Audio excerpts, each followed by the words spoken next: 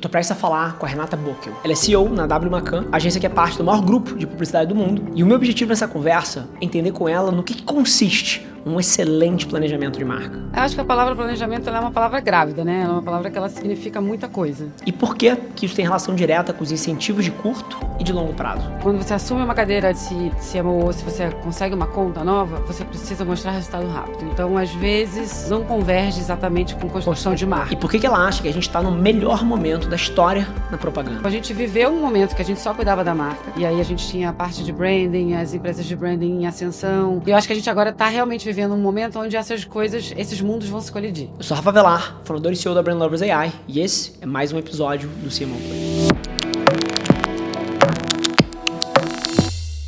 Antes de mergulhar nos insights de hoje, uma pausa rapidinho. Já aproveita, se inscreve no canal e ativa o sininho para você saber sempre que a gente liberar um conteúdo novo. Posta nos stories e me marca em @avelarrafa que eu vou repostar. E agora, bora de volta pro episódio. Renata, a pergunta que eu quero a sua ajuda para responder no episódio de hoje é o seguinte: no mundo com tanta transformação e tanta velocidade, como é que a gente faz para planejar a construção de marca de uma maneira eficaz, dado essa mudança? E, sinceramente, acho que não tem ninguém melhor para responder essa pergunta que você, dada a sua história, a sua trajetória.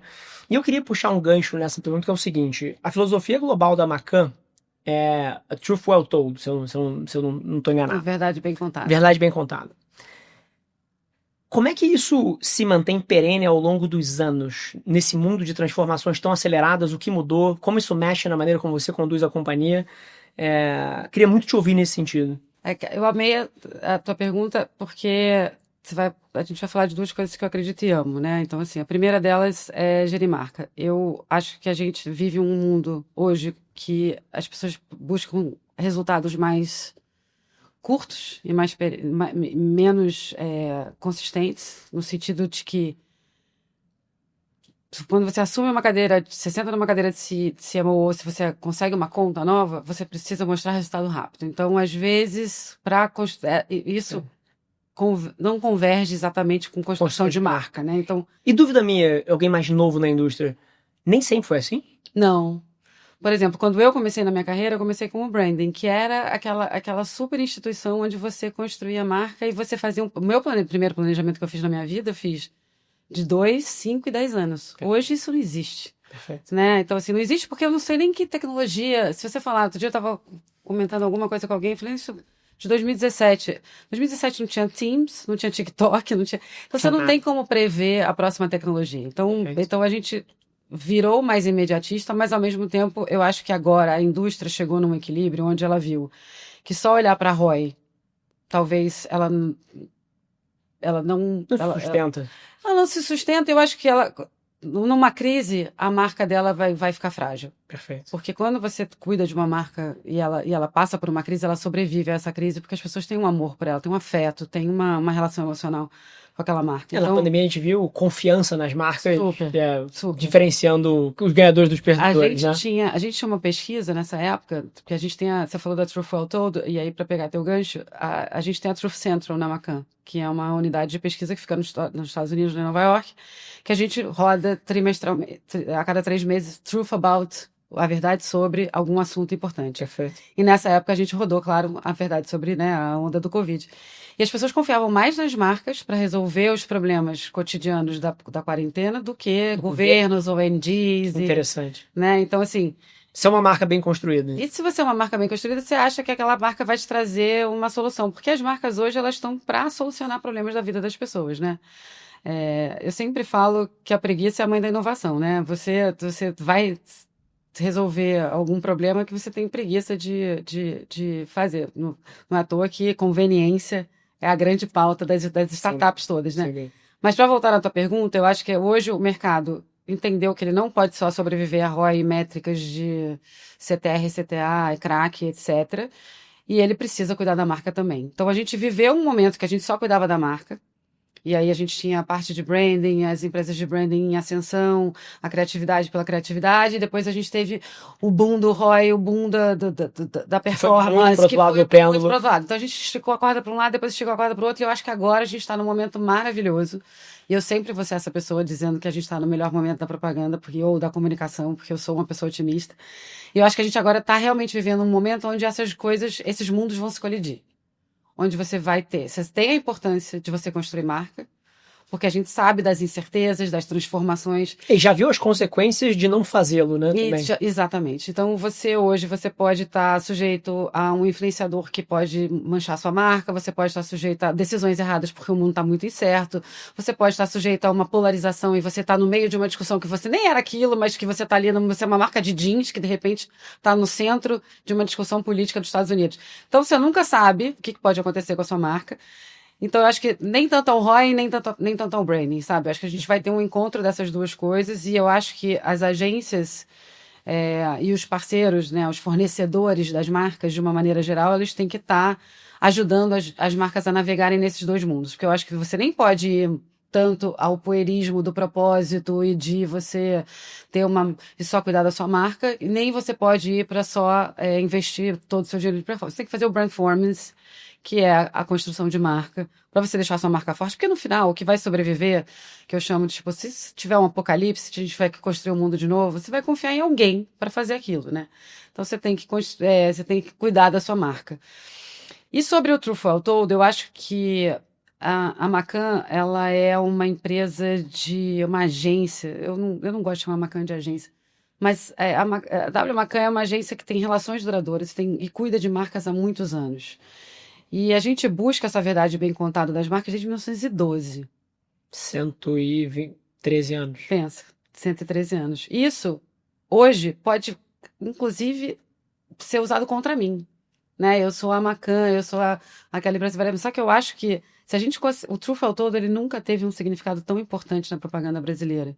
A gente buscar a verdade das marcas, a verdade da cultura, a verdade do consumidor, a verdade do resultado, né? E a verdade daquele universo, principalmente no mundo de AI, principalmente no mundo de desinformação. A verdade nunca teve tanto valor. Exatamente. E ela nunca foi tão valiosa. E o jeito que a gente conta, e o jeito que a gente encontra essa verdade, e o jeito que a gente comprova essa verdade, foi a forma que a gente encontrou de toda hora dar um reboot nesse Truth or Told. Então, antigamente, a gente fazia, enfim, no passado, a gente já encontrava essa marca da maneira como os Incas e os Maias faziam, com grupos. Hoje a gente tem dados, hoje a gente tem uma série de ferramentas, hoje a gente tem uma série de dados e bancos de dados, inclusive exclusivos nossos, que a gente usa para encontrar essa verdade bem contada das audiências. Então, assim como marcas icônicas que a gente criou, que é o Você Vale Muito da L'Oréal, que hoje tem um significado tão importante quanto ele teve lá 50 anos atrás, quando ele foi criado. O Priceless, de Mastercard, que na época significava uma coisa e hoje ele tem um conceito que ele é tão forte que ele foi se atualizando ao longo do tempo. Eu acho que hoje o Truth or Told na Macan, ele tem um significado mais até forte e mais relevante para as marcas do que quando ele foi criado, porque eu acho que hoje ele é end-to-end. Eu preciso do Truth or Told para encontrar e eu preciso do Truth or Told para comprovar, né? Então...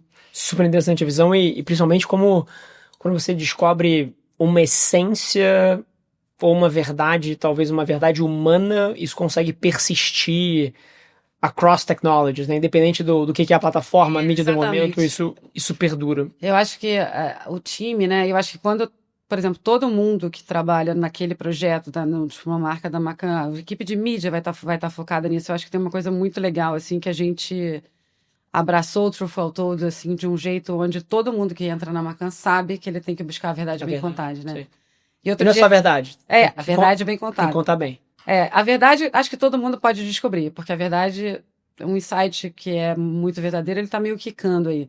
Mas o bem contado é que faz a diferença, que é o jeito como a gente vai contar, lá nos Estados Unidos eles chamam de radical creativity, né? Então é a maneira como a gente vai encontrar, o meio que a gente vai encontrar, onde a gente vai encontrar essa verdade, então tudo isso que é, na verdade, se a gente pensar bem, é uma maneira bacana de traduzir criatividade. E é super interessante a maneira como você fala do business de criatividade e da Macan como um todo. Ela acho que ela traz traços muito únicos para uma executiva e acho que talvez venha um pouco do fato que você veio de planejamento, né? Tudo é muito lógico, tudo é muito sequencial, tudo é muito lógico é a palavra de fato. Concatenado. Concatenado. E eu queria puxar esse fio aqui, porque você tem uma trajetória muito particular para o cargo de uma CEO de um grande grupo. Que pelo menos, das pessoas que eu tenho mais contato, é muito mais comum essa pessoa ouvir da criação, ouvir do atendimento. Perfeito. E apesar de você ter tocado já a operação da Macan antes de assumir a liderança do grupo, eu queria entender, na sua visão, o que isso, na tua perspectiva, te deu de edge para liderar o grupo, sendo uma pessoa que passou a vida inteira planejando marcas, né? O que você acha que isso te diferencia na prática ali, na maneira como você está implementando, o que você espera dos times, como você organiza a companhia? Eu adoraria ter um insight da tua cabeça do como a trajetória de planejamento, de fato, talvez esteja trazendo traços muito únicos para a tua gestão da Macan. Eu acho que a palavra planejamento ela é uma palavra grávida, né? Ela é uma palavra que ela significa muita coisa, né? Assim, você planejar significa você olhar para a companhia de uma maneira estratégica, para onde é que ela deveria ir, que movimentos que você tem que fazer, ou da onde você quer ir, para onde você quer chegar. Eu acho que a disciplina da estratégia na agência, ela geralmente traça um retrato da marca, traça um retrato da cultura e ela planeja para que ela vá para um lugar onde ela gostaria de estar. Isso eu aplico no meu dia a dia, mas eu acho que eu também trago traços, principalmente esse pensamento lógico que você falou, ele não vem da cadeira de planejamento, ele vem do meu passado de advogada. Então eu acho que essa maneira de pensar de uma maneira mais lógica, uma maneira quase matemática, né, de pensar, eu acho que uma coisa leva a outra que vai ter essa consequência. Então, assim, ou qual é o pior cenário que isso pode acontecer? Se eu tomar essa decisão, quais são as consequências que isso pode trazer para mim, para minha marca, para os meus funcionários, enfim, né? Eu acho que isso veio desse lugar também, que também faz parte da minha trajetória. Então, eu fui treinada para isso, e isso eu usei quando eu virei planejamento, né? Quando você calcula de uma maneira, você abre todas as possibilidades que pode acontecer naquele caminho que você quer traçar para aquela marca. Eu acho que eu até acho interessante não haver tantos planejadores sentados na marca. Eu também acho. No cargo de CEO, porque eu acho que o planejador ele é um grande orquestrador de todas as outras disciplinas da agência, além do atendimento, claro, né? A parte de negócio, eu nem gosto de chamar de atendimento, mas na minha cabeça, o profissional de negócios, ele deveria orquestrar para que todas aquelas outras disciplinas confluam para o objetivo do cliente. O planejador, ele, acho que até, assim, com exceção da parte de produção, que é uma parte final ali, que o planejador raramente vai tá perto, ele entra na parte de mídia, ele entra na parte de pesquisa, ele entra na parte de criação, ele entra na parte de dados, de conteúdo, ele entra na parte de pós-venda. Ele não só é a base, como ele é o fio condutor depois. E ele cuida para que aquilo se sustente, para que a gente atinja aquele objetivo que a gente se traçou, né? Eu acho que ele é quase o dono dos KPIs, assim. Então, até me surpreende, e eu não sei te responder por que não há hoje mais pessoas de planejamento sentadas na cadeira de CEO, mas eu uso muito dessa maneira de pensar, de como é que está o cenário, como é que está o meu landscape de competitividade, como é que está o mundo, o que a cultura da propaganda, o que a cultura da comunicação tá levando as empresas, como é que está a minha empresa, o que eu tenho que ninguém mais tem, que só eu posso falar, né? Qual que é o meu truth all told? Então, eu acho que eu lidero a Macan hoje muito com essa cabeça, assim. E pegando o gancho, pra gente puxar esse fio de liderança agora que você comentou, queria que você retomasse isso aqui.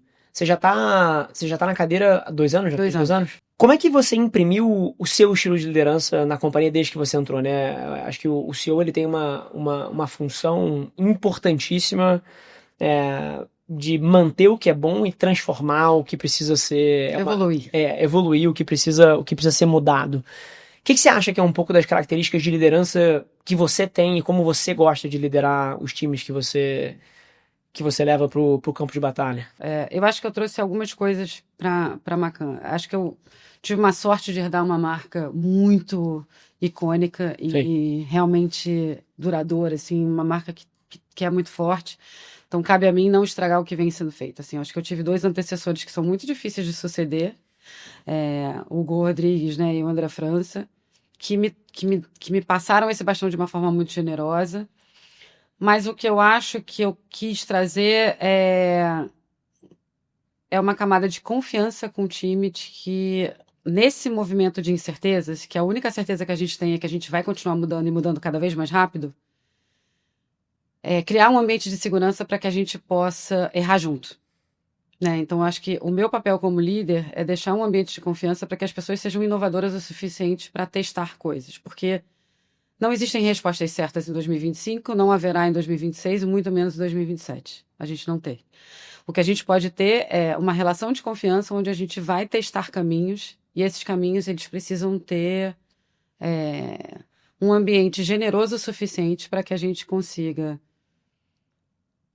que as pessoas possam, por exemplo, contratar pessoas melhores que elas, sem que elas tenham medo de ser... Para defender o seu pequeno território. Exatamente, porque isso é uma coisa tão velha, isso é uma coisa tão... E é tão legal você contratar pessoas que são melhores que você. É o meu hobby favorito, tá? Só Exatamente. Abro aqui entre com as você paredes. Passei o meu bastão pela segunda vez de sair de um lugar e trazer uma pessoa de planejamento, eu geralmente, enfim, trouxe a Agatha. A Agatha é muito melhor planejadora do que eu fui, jamais fui, entendeu? Então, assim, eu acho que é muito importante você trazer pessoas que te complementem e que você, na verdade, vire um grande maestro, quase um mixologista, para trazer pessoas que formem uma... Eu gosto muito de cozinhar. Cozinhar é uma arte de você misturar ingredientes.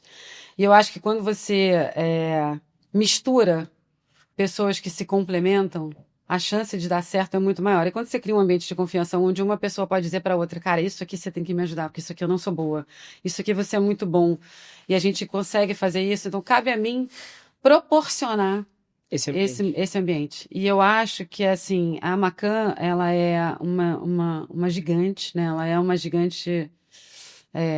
ela é um navio com velocidade de lancha, né? A gente tem clientes muito grandes, a gente mexe com marcas que estão no dia a dia dos brasileiros de uma forma muito impressionante, né? Acho que todas as nossas marcas, elas estão ali, tem um papel na vida dos brasileiros muito impressionante. Então, a gente tem uma responsabilidade enorme de cuidar dessas marcas de uma maneira muito cuidadosa e relevante. Então, cabe a mim, hoje, ter uma agência onde a gente proporcione a entrada de cada vez mais talentos que consiga fazer com que a gente pense diferente, evolua. Mas eu não posso perder a minha essência. A Macan, ela é uma agência... ela é uma agência que cuida de grandes marcas, que tem relações de longo prazo com seus clientes, relações icônicas, que eu... Talvez, se eu quiser me comparar com uma agência independente hoje e criativa e que faz aquela criatividade um pouco mais solta, eu posso conseguir, mas não é a essência nossa. A essência da gente é criar marcas que superam o tempo, ajudar marcas a fazerem negócio. Né? A Macan é uma marca icônica que cuida de marcas icônicas, que ajuda essas marcas icônicas a perdurarem no tempo. Então, eu preciso ter muito cuidado entre...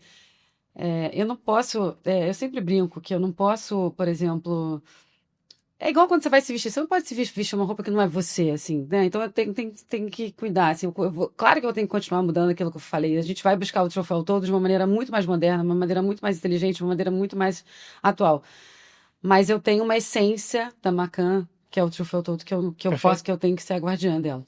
Agora, é interessante você falando, e parece tão simples a ideia de liderança, né? Pô, como é que eu fomento um ambiente pro meu time, onde as pessoas compartilham informação, onde as pessoas pedem ajuda, mas isso não é a norma, né? A norma, na verdade, é você ter conhecimento e informação presa em certos indivíduos, as pessoas com medo de perguntar, as pessoas com medo de acessar, as pessoas às vezes não compartilhando tanto para proteger um território, para defender uma posição. Mais fácil falar do que fazer e fomentar esse ambiente, né? E parece muito mais simples você responder uma pergunta, não sei, mas eu vou entender o que você está me perguntando e daqui a pouco eu volto para você. Sim. As pessoas geralmente preferem te dar uma resposta que não necessariamente Então, Sim. assim, você tem que criar um ambiente muito de confiança para a pessoa falar, peraí, isso que você está me perguntando, eu não tenho essa informação agora, mas eu vou conseguir para você. E você tem que encorajar as pessoas aqui a fazer com que isso aconteça, né? Então, acho que é um jeito diferente. Acho que se você imaginar que hoje as agências também, todas elas, todas elas passaram por grandes mudanças de liderança nos últimos tempos, né? A VML com a Karina, a Carol Botia com a BTC. Eu acho que a gente tem uma nova leva, a Camila Amaui na Wine, então eu acho que tem uma nova leva de líderes, a Arte Plana com a Glaucia. Eu acho que a gente tem novas lideranças que estão se formando e estão tentando ajustar, porque a gente pegou um mercado que a gente está tendo que renovar tanto a relação de como que a gente vai lidar com as pessoas que estão ajudando a gente a construir as agências, que são as pessoas que estão trabalhando com a gente, e a relação com os anunciantes, que mudou muito também. Né? A relação com o CMO mudou muito. Esse imediatismo que a gente precisa, que a gente estava falando no começo da reunião, ele também precisa de uma relação de confiança. Porque você tem que fazer, às vezes, uma girada, dar uma resposta muito rápida. Se você não tem uma relação de confiança também... Não tem velocidade. Não tem velocidade. Então, eu acho que a gente está vivendo um momento bacana de transformação, assim, que tomara que ele seja próspero. E pegando esse ponto que a gente acabou entrando por acidente aqui, dessa relação curtoprazista com a comunicação, né? Eu acho que a figura minha leitura, tá? Não é opinião nem da Renata, nem das empresas aqui presentes. É só um retrato do Rafa. Eu acho que a figura do CFO ficou muito presente nos conselhos das companhias nos últimos 20 anos. Acho que e nesse movimento que o CFO ganhou muito poder, as decisões passaram a ser muito numéricas. E de fato, marcas às vezes têm pesquisas, tem um tema pesquisadíssimo, que marcas demoram 7 anos para serem construídas, no mínimo. Então você está pensando em construir a marca, em definir um posicionamento forte na cabeça de alguém, sim, pensa de 7 anos para frente. E no mundo onde as empresas precisam viver quarter por quarter, e às vezes o bônus do executivo está atrelado àquele quarter, tudo está encorajando o sistema anual. A mirar para o curto prazo. Como é que você tem guiado alguns dos teus clientes com quem vocês trabalham há tantos anos e tão perto, para talvez, cara, sim, entregar o resultado no curto prazo, mas talvez a gente tenha um papel como indústria de educar outros stakeholders na cadeia do valor de decisões de longo prazo e conseguir o buy-in deles nisso, né? E como é que um CMO que está com a gente aqui, ou amigos da indústria, cara, que passam por esse desafio de, cara, como é que eu ajudo a instituição a ter um olhar mais de longo prazo, dados os benefícios? O que são alguns dos aprendizados que você tem colhido sendo bem sucedida nessa missão? Eu adoraria te dar uma resposta do tipo, eu faço assim e é assim, né? Mas eu acho que eu não vou conseguir. Eu acho que a gente vive esse desafio hoje, não só eu, mas acho que todo mundo, e os próprios CMOs também, dentro das suas cadeiras. Então, perfeito. Acho que a gente tem que formar um time. E eu acho que um bom CFO, principalmente os que estão sentados na cadeira há muito tempo, eles já passaram por muita coisa e eles viram as marcas que eles estão lidando crescerem ou... o mundo da comunicação, ela é uma grande montanha-russa. Um bom CFO sabe o valor de construção de marca. Sem dúvida. Né? Então, assim, o que a gente precisa ajudar o CMO e o que eu procuro fazer com o meu time vamos ajudar os CMOs a dar todos os insumos que eles precisam para que eles consigam comprovar internamente para o CEO, para o CFO, para o board, para os acionistas, para quem quer que seja, que a comunicação traz negócio.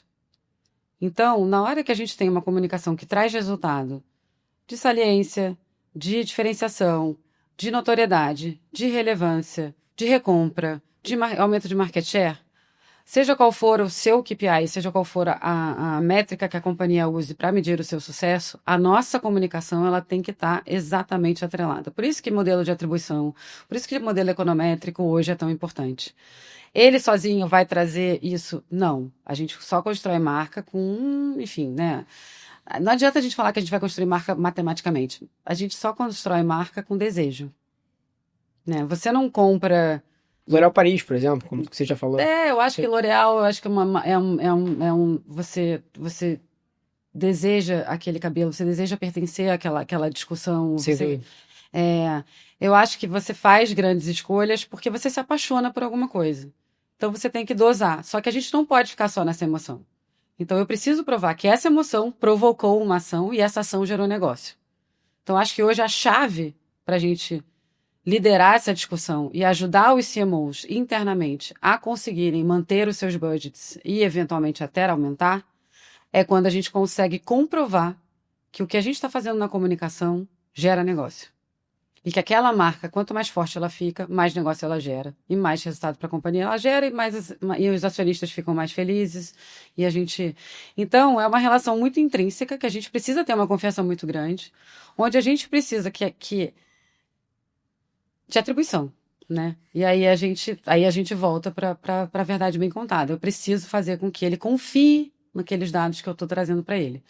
E aí eu acho que a gente precisa ter um fiel da balança, que geralmente adoraria te falar que deveria ser sempre a agência, que vai trazer essa balança maravilhosa entre você construir uma emoção, de você, por exemplo, fazer com que uma pessoa pague por uma tracker da cor caramelo, porque vai ser doado que a gente faz uma campanha. Eu concordo, não tem razão nenhuma a gente ter uma tracker que vale muito mais, enfim, né?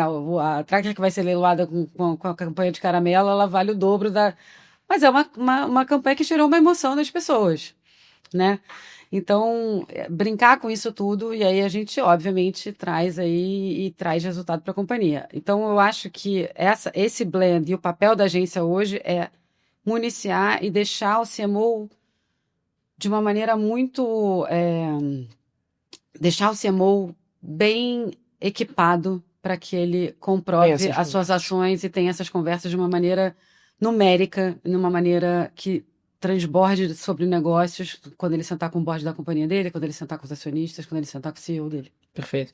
E continuando no fio de construção de marca, que é uma coisa que eu quero explorar com você, eu estava me preparando para o nosso papo e eu não pude deixar de notar que recentemente você tem falado muito da necessidade das empresas construírem coerência. Por quê? Porque é onde você se reconhece, é onde o consumidor te identifica. Na hora que você perde... E o que é coerência para você aqui? Eu acho que é intencionalidade e consistência. Então, na hora que você mostra que você está preocupado com a dor dele, em resolver um problema dele, que você tem a intenção de deixar a vida dele melhor, e você faz isso sempre, provavelmente ele vai preferir a sua marca.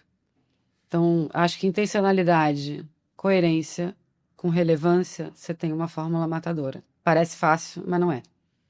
Porque, às vezes, você tem marcas que, por uma razão de negócio, você diminui um pouquinho a intencionalidade. Por uma razão de negócio, você vai diminuir um pouquinho a consistência. Consistência também você tem que estar sempre presente ali na vida dele. Então, essa tríade, ela é muito difícil de você construir e você tem que... E é muito fácil você se perder na consistência. É muito fácil você achar que um discurso aqui que não deu certo e o curto prazismo não te deu ainda aquela ferramenta para você entender que aquilo entrou na cabeça do consumidor. Você já quer mudar para uma outra coisa porque você viu o seu concorrente fazendo ali. Você tem que ter muito sangue frio para entender que alguns bordões ou alguns DNA, algumas essências que você quer construir demora tempo até chegar na cabeça do consumidor. O Você Vale Muito tem 27 anos, certo? Não mais, 50. Priceless tem 27. Então, assim, não é do dia para a noite que você constrói isso. E hoje, com as mudanças, enfim, é um mundo que a gente vive. Você tende a desistir, desligar coisas e ligar coisas de uma maneira muito rápida, porque alguém disse que o teste AB, porque alguém disse... Não tem problema o teste AB. Errar rápido faz parte do nosso momento. Mas você erra com 5%, com 10%. Mas eu acho que quando o consumidor te reconhece, fala... Por exemplo, é só a gente transferir para nossa vida pessoal. Você vai confiar numa pessoa que sempre foi daquele jeito. Puta, cara, vou confiar no Rafa, cara, porque o Rafa sempre foi assim. O Rafa sempre foi bom em, sei lá o quê, XYZ. Sim. A Renata sempre foi boa em XYZ. Você vai confiar nela pelaquilo. Você não pode ficar toda hora mudando a sua marca. A marca, ela tem caráter, ela tem personalidade. Se você muda o seu caráter, uma pessoa que muda de caráter é uma pessoa que você não confia. Não é digna de confiança. Então, quando eu trago esse assunto, eu acho que quando você tem consistência, fica mais fácil do consumidor te reconhecer e te buscar naquilo que ele precisa. Né? Então, a marca ela precisa resolver um problema. Não existe uma marca hoje que ela não resolve um problema do consumidor. Qualquer marca tem uma relação transacional com você. Ela responde a alguma dor sua. Seja porque você teve filho e você vai pegar aquela fralda, seja que você vai comprar um carro novo, seja que você vai escolher uma marca de adoçante. Não adianta, ela tem que. Se ela muda de caráter o tempo inteiro, você não confia nela. Então, e aí portanto, ela passa a não ser uma opção para você. Você falou de um negócio aqui que me chama muita atenção hoje em dia. Eu tenho refletido um pouco disso, até pela indústria que eu estou envolvido e pelo caráter da natureza da Brand Lovers, que é uma empresa de AI. Eu acho que nunca na história o custo da mentira foi tão baixo. O que eu quero dizer com isso? Eu acho que a rede social, a internet, as plataformas sociais e o smartphone trouxeram uma amplitude, uma democratização sem precedente para a informação. Só que ao mesmo tempo, elas também reduziram o custo do objeto brilhante, né? Hoje em dia parece que você acorda de manhã e tem 7 novos objetos brilhantes, nem todos eles verdadeiros, mas tem alguém falando que está fazendo alguma coisa, tem alguém convicto e falando com uma oratória impecável, que na verdade a nova moda é essa daqui. Nunca foi tão importante você saber quem você é e você tá convicto no que você tá fazendo, senão você fica sendo empurrado de um lado pro outro e você não consegue ser constante ou consistente, né? Talvez esse seja o grande mal do nosso século. A gente está vendo isso criando uma polarização no mundo sem precedente. Acho que a gente nunca viveu uma época tão polarizada assim. Eu brinco que o único assunto que não polariza hoje em dia é pet, né? Você perguntar se você tem um cachorro ou um gato, que aí, tipo, né? A não ser que você tenha uma alergia, mas hoje em dia qualquer assunto pode polarizar qualquer coisa. Até isso, porque a pessoa pode entender que você perguntou isso porque você acha que ela não quer ter filhos. E aí vai polarizar. Exatamente. Então, até isso é perigoso, viu? Então, assim, eu acho que, você tem razão, eu acho que a verdade nunca foi tão cara. Sim. Apesar dela estar sendo vendida barata na praça, mas ela nunca foi tão cara. E se você não sabe o que você é, você pode ser engolido por esse rabbit hole aí, sem dúvida, esse buraco sem fundo. Que eu acho que levou a gente em alguns outros assuntos já na política, ou enfim, né, ou enfim, alguns outros assuntos mais arenosos, assim, para um lugar ruim. Se eu pudesse dar um conselho, eu não acredito que as marcas devam ir para esse assunto. Eu acho que mais do que nunca elas devem procurar a verdade e mais do que nunca elas devem ser o porto seguro das pessoas para uma verdade.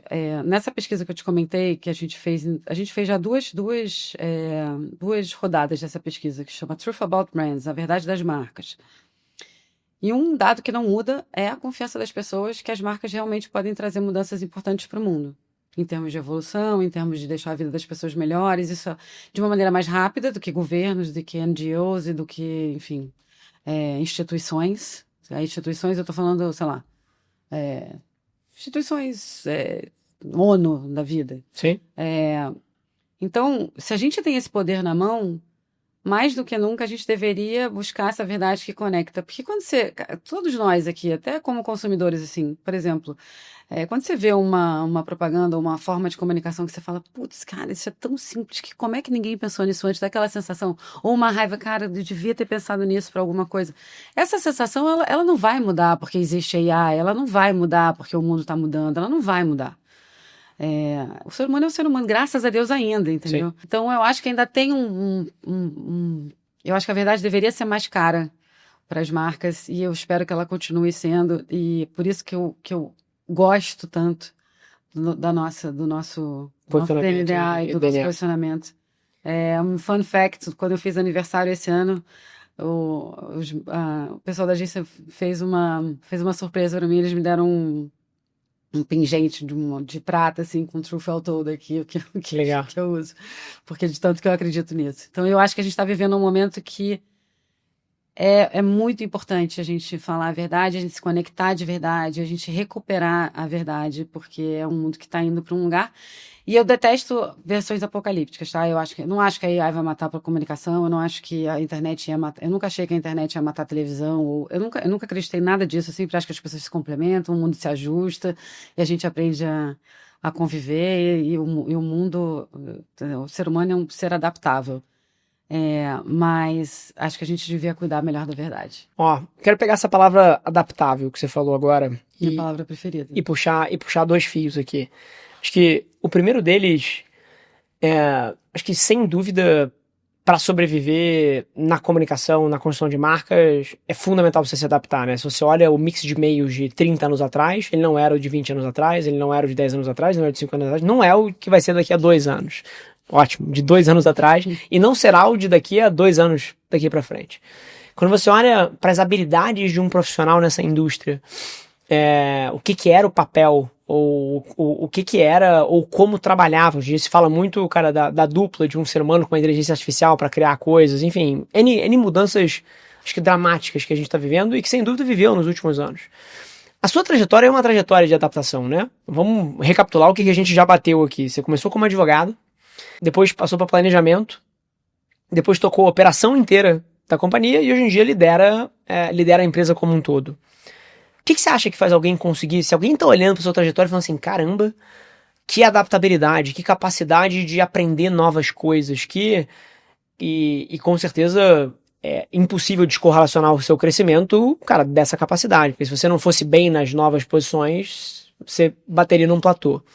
Quem tá olhando pra tua trajetória e talvez queira se inspirar na tua capacidade de adaptação, o que você acha que são características que você tem que quem tá ouvindo a gente poderia aprender com? Acho que tem algumas coisas. Eu acho que, primeiro, coragem e curiosidade.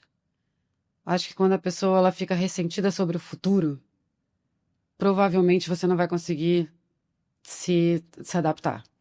Então, quando você olha para o futuro de uma forma pessimista, geralmente você vai ficar para trás e vai achar o que você estava vivendo era maior. Você sabe quando você conversa com um pai ou com um avô seu que fala... Na minha época... Geralmente, quando você encontra alguém que fala isso, ele tá ressentido com o que está acontecendo e com o tipo de profissional que hoje o mundo pede. Você pode até não ser esse profissional novo. Eu não vou ser uma pessoa estatística, eu não vou ser uma pessoa... que eu vou entender tudo do TikTok. Mas você se cerca de pessoas e você aprende com essas pessoas. E valoriza as opiniões delas, provavelmente. Exatamente. Né? Então, acho que para você ser uma pessoa adaptável, você tem que ser uma pessoa curiosa, você tem que ser uma pessoa corajosa, você tem que ser uma pessoa otimista. E mais do que tudo, aberta ao novo. Porque na hora que você entende que você sabe tudo, provavelmente você perdeu a noção do que você não sabe nada. Como eu não vim de comunicação, uma das coisas que mais me ajudou a sair da minha skin de advogada e virar uma skin de publicitária... Adorei a palavra skin. É porque eu não tinha vergonha de perguntar. Tá? Como assim? Eu não tinha feito faculdade de publicidade. Eu fiz um mestrado depois no COPEAD, mas assim, quando eu comecei a trabalhar, quando eu estagiava na Ana Couto, eu estagiava meio período no escritório de advocacia e meio período no escritório da Ana Couto. Quando alguém pedia pra fazer alguma coisa, eu falava, tá bom, mas o quê? O que é isso? Quando eu fui pegar um briefing a primeira vez, eu achei que eu fosse voltar com uma coisa física. Eu achei que ele estava me pedindo para pegar um negócio e trazer. Como se fosse no fórum, exato, levar o pegar documento. Um processo. Eu não sabia o que era. Então, eu acho que essa minha ignorância me trouxe para um lugar muito legal, porque eu não tinha vergonha de perguntar. Mas isso é um ponto interessante. Acho que 90% das pessoas que estão ouvindo a gente aqui vão ver o seu depoimento, eu não tinha vergonha de perguntar. E não vão perguntar. Não, mas vocês têm que perguntar. Porque ninguém tem... Esse mundo que a gente vive, ele não tem certeza. As pessoas que estão te pedindo um briefing, quanto mais perguntas você fizer sobre aquele briefing, sobre aquela marca, sobre aquele trabalho, provavelmente você vai sair com um caminho melhor se você fizer perguntas. Saiba escutar muito mais do que falar. Para você tem que ser uma pessoa muito corajosa para você ouvir. Né? Pode observar. Quando você observa, você une mais informação. Então, assim, Não tenha vergonha de perguntar por que que ele está te pedindo aquele KPI, ou de contestar por que que aquele KPI está sendo pedido, por que que aquilo tá, por que que aquele é o objetivo daquela campanha. Então eu acho que eu sempre fui essa pessoa que fui perguntar o porquê das coisas. Não uma garota enxaqueca que ficava, por quê? Porque igual uma criança de 4 anos, mas Você queria entender? eu queria entender. E o direito, ele não parece, mas ele é uma ciência mais exata, porque você tem uma fonte que é a Constituição Federal, ou o Código Civil, ou o arcabouço de leis, né? Então tá tudo lá em algum lugar. Se ele não tá lá, você vai regular aquilo com um contrato, que geralmente é uma relação que não existe e ela passa a existir porque ela segue um contrato. No marketing isso não existe. Então, quando eu mudei para o marketing, eu ficava muito, muito nervosa, porque eu falava assim, Cadê a fonte da verdade? cadê a fonte da verdade? E aí eu falava, por que que ele não... Assim, esse laranja... Pô, mas você não gostou do laranja porque não tinha uma resposta, entendeu? Não tinha certo e errado. Por isso que eu acho que eu fui pro planejamento, porque o planejamento, pelo menos, se o consumidor me dizia, ele era a minha lei, ele era a minha Constituição Federal, entendeu? Perfeito. Então eu perguntava muito. Então essa coisa de saber perguntar e saber fazer as perguntas foi me credenciando para que os clientes começassem a confiar em mim, porque eu sabia ouvir o que eles estavam querendo. Quanto mais você pergunta, você tem que estar atento para a resposta. Então, me parece que eu conquistei a confiança das pessoas perguntando, que no final do dia é ouvindo. Né? Então, eu lidava com a dor, eu entendia um pouco mais. Eu sempre tinha uma pergunta para cavar um pouquinho mais fundo. Porque não tem jeito. Hoje, quando você resolve um problema, você resolve a dor de alguém. Não tem jeito. Problema de comunicação é a dor de alguém. Ou é uma mãe que não acha o carro perfeito para ela botar o carrinho de bebê na porta-mala, ou é uma pessoa que quer procurar uma viagem de uma maneira mais conveniente. É sempre uma dor de alguém. Então, quando você vai fazendo essas perguntas, e eu acho que hoje, por que existe o ChatGPT, por que existe o Google, por que existe um monte de coisas, as pessoas acham que elas podem resolver o problema delas sozinhas e elas não ouvem a dor do outro. E a gente perdeu a capacidade de empatia um pouco também, né? Perdeu. Então, não sei se eu me estendi e ficou claro, mas eu acho que porque eu tinha coragem de perguntar e porque eu não tinha feito, não tinha formação, Permitiu você se adaptar É. a vida inteira. E eu acho que eu nunca fui eu sempre gostei, por exemplo, eu fui pro digital muito rápido, né, quando eu entrei na propaganda. Eu não era ressentida do digital, eu não achava que o digital ameaçava. Eu nunca encontrei uma tecnologia nova que achava que ia ameaçar que eu tava. Pelo contrário, eu sempre, putz, que legal, ai, que legal, ai, que legal, ai, que legal. Então eu acho que quando você se resigna, é a chave para você achar que você não vai ter para mim, a resignação é o antônimo da adaptabilidade. Você, cara, as coisas estão mudando e que legal! E que foda, né? Pra, Sem dúvida. falar meu primeiro palavrão do dia. É muito legal, é muito instigante você trabalhar numa indústria que muda. A pior coisa é você trabalhar numa indústria que não muda, que não vai ter mudança, que ela não. E faz você ficar mais inteligente, aguça. Eu tinha um chefe que ele falava pra mim, o meu primeiro chefe, que foi que é um advogado brilhante ambiental, que é um dos meus mentores até hoje, assim, era um cara que ele falava: Necessity sharps the mind. A necessidade faz a sua mente pensar melhor. Né? Então, pô, que legal que a gente está vivendo um monte dessas coisas e que legal que é na nossa vez que a gente tem que mudar a indústria. Então, eu acho que esse olhar para o futuro de uma maneira otimista, corajosa e sem ressentimento de que as coisas estão mudando, eu acho que é isso que é a chave da adaptabilidade. Que depoimento, Rê. E eu concordo 100%. Eu acho que eu nunca vi um pessimista que muda o mundo, um pessimista que constrói a próxima fronteira. Eu nunca vi um pessimista que junta outros indivíduos em torno de um sonho único que causa um grande impacto. Então, Não, a gente já tem sempre, cara. sem dúvida. E ouvindo você falar, isso faz ainda mais sentido. Uma pergunta pra você. Tá gostando do conteúdo? Porque se esse tipo de episódio faz sentido pra você como profissional, não esquece de se inscrever no canal e ativar o sininho pra você não perder nada. Dá uma força pra gente. E agora, bora de volta pro episódio. Rê, a gente tá chegando no final do episódio, mas eu queria te fazer uma pergunta que acho que você tá numa posição muito única pra responder. Todo mundo que senta nessa cadeira, eu pergunto o seguinte. O que hoje é extremamente relevante para você construir uma marca de sucesso? E talvez a gente já tenha tocado em alguns desses assuntos, e não tem problema.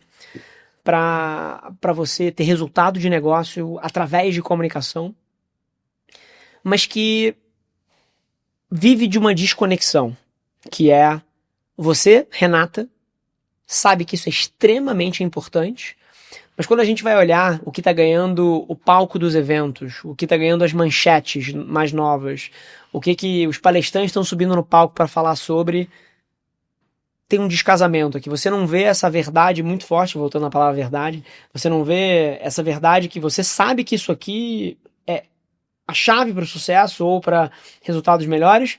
Quando você olha para os headlines, você fala assim, pô, mas isso não tá lá. Na verdade, aquilo ali que tá ali, eu já testei e talvez não seja tudo isso. O que hoje é uma coisa que você acha que mereceria mais debate, mais atenção, mais carinho, mais profundidade, mais conversa em cima? Você acha que merece a headline e hoje em dia não tem? Eu acho que hoje o impacto que as marcas têm na vida das pessoas, eu acho que a gente merecia dar mais atenção para isso, porque a efemeridade, esse sucesso a qualquer custo, essa necessidade dessa pauta quente, que né, de pular em qualquer coisa e que a nossa sociedade vive, que uma coisa que aconteceu 2 dias atrás já é velha e tal, enfim, isso não é impacto, isso é uma onda, né? Mas assim, o impacto real de uma marca na vida e no cotidiano de uma sociedade, eu acho que a gente parou de falar um pouco disso. E quando a gente começa a falar sobre isso a gente pode trazer coisas muito, muito interessantes para nós, insights muito poderosos e que vai, talvez, trazer um equilíbrio entre esse mundo imediatista que a gente está vivendo, onde a gente precisa chamar a atenção das pessoas a qualquer custo, porque a tolerância está descendo de 6 segundos para 3 e basta um gesto para você Ignorar alguém ou alguma coisa ou uma oferta. Quando a gente mede o impacto, aí eu estou falando de uma coisa maior. E essa palavra ela é muito importante porque marcas com impacto, elas são marcas duradouras, né? Marcas que têm um impacto na vida das pessoas, que causam uma diferença ou que causam uma relevância. São as que sobrevivem. São as que sobrevivem e são as mais valiosas. E quando a gente olha, isso tem um impacto na tecnologia, né? Quando você olha a lista das marcas mais valiosas hoje, elas são as marcas de tecnologia, não é à toa. Por que você acha que são as de tecnologia? Porque elas resolvem dores de uma maneira muito tangível, né? Mas você vê marcas transacionais também. Mastercard é a 12ª marca mais valiosa do mundo. Perfeito. Né? Então... mas é verdade. As pessoas têm muito claro qual é o valor da Amazon na minha vida, né? Qual é o valor do Netflix na minha vida? Qual é o valor do... É verdade isso. Os serviços, eles também estão... Mas, ao mesmo tempo, você tem marcas que de CPG, que também podem exercer esse papel, e elas já exerceram no passado. A de beleza, trazendo autoestima para as pessoas. Total. Sem dúvida tem. Então, eu acho que a gente pode ajudar as marcas a encontrarem... E não precisa ter... Por exemplo, as marcas de luxo também te credenciam, é a sua recompensa por ter chegado lá, enfim. Claro. Cada marca tem o seu papel, mas quando você faz esse papel com impacto, aí você vai deixar a tua marca valiosa, relevante, e provavelmente ela vai ser valiosa, porque eu acho que a gente parou de discutir isso um pouco, a gente vai voltar a discutir isso, porque eu tenho cabelos brancos e loiros suficientes para saber que as coisas vão e voltam, são pêndulos, mas eu acho que a gente vai voltar a discutir, e aí eu não estou falando de impacto de diversidade e inclusão, de ESG também, mas teve uma época que isso também ficou muito, muito claro, e agora foi muito pêndulo para o lado, mas eu acho que a gente vai fazer um impacto assim, qual que é o balanço certo dessas coisas. Eu acho que a gente está perto desse pêndulo parar num ponto interessante de novo. Que interessante. Cara, baita papo, acho que a gente transicionou aqui. Amém. A gente transicionou desde da visão de como liderar uma empresa centenária, né? Respeitando o legado que faz sentido, mas também posicionando a empresa para transformar ela para as próximas décadas. Cara, insights teus de liderança, de quem lidera uma das maiores marcas do mundo e trabalha com várias outras. Exemplos talvez práticos aqui, cara, de como lidar com esse pulso imediatista que a gente vive como sociedade e de como isso tem afetado a indústria, por bem ou por mal, mas tem com certeza transformado a indústria que a gente atua. E foi um prazer sentar com você, te ouvir e dar voz, talvez a conversas que a gente tenha no almoço e em outros momentos, mas permitir que outras pessoas ouçam os teus pensamentos tão importantes para a nossa indústria. Adorei. Muito obrigada. Obrigada Imagina. pela oportunidade. Prazer, Rê. E mais uma vez, se você tá assistindo isso aqui, seja no Spotify, no YouTube, qualquer uma das plataformas, deixe seu comentário, deixe seu like, faz a sua pergunta. Ajuda a gente a fazer esse conteúdo chegar em mais pessoas. Se inscreve no canal e vai ser um prazer ver vocês por aqui no próximo episódio do CMO Playbook. Obrigado, viu, Rê? Obrigada a vocês.